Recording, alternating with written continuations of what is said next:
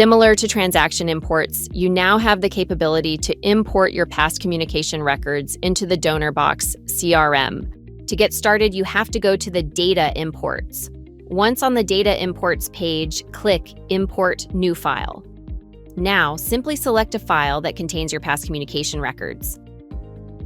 Then from the type of data options. In this case, since we're going to import communication records, we'll select Communications and click Submit Next. At this stage, the file has been parsed, and the records and data that were in there in the file can be seen in the preview pane that we see here. In our case, we had a file with 3 communication records for David with their direction, channel, and purpose, as we saw in the data preview section. Now, when we come to the Map CSV Fields section, we see that we have the option to map the first name, last name, and email address.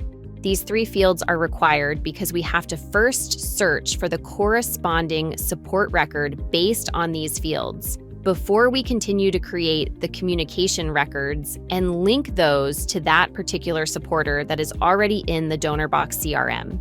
Next, we have to select fields for direction, channel, purpose, and the log date.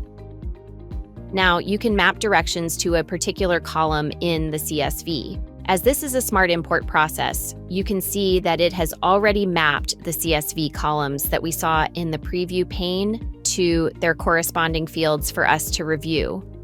If we don't want to map the direction, channel, and purpose, or we don't have the data, we can always pre-select values for those directions, channels, and purposes from the predefined dropdowns that we have for all 3 of these fields. But in our case, we had this data, so we'll use the CSV columns as they have been mapped by the CSV itself in the import process. For the log date, we just have to select the format, which will be day, month, year in our case. And for the org user email, again, we can map it if you have the email addresses of all your Donorbox org users in the CSV as a column. Or we can simply select from a predefined list that shows you all your organization's Donorbox users. That's what we're using here for this import process. Once these are done, click Next, and the import process will validate all our mappings and show us the results. It tells us that we have a total of 3 valid records. The CSV file that we uploaded can now be downloaded if desired.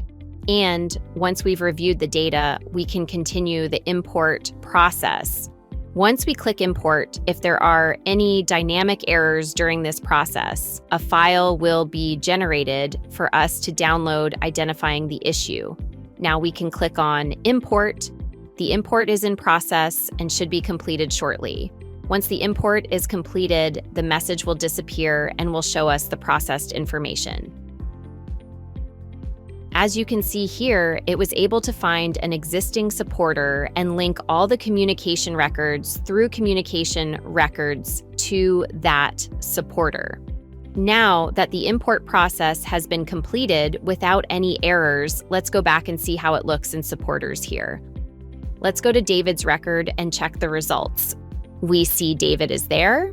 If we click on David, we will go to the communication records and we'll see all the new information that was added has been imported under the particular support record. We can again edit this communication and continue from there. You can see the notes are also shown over here. Similarly, if you look at the other record, it shows us the notes accordingly.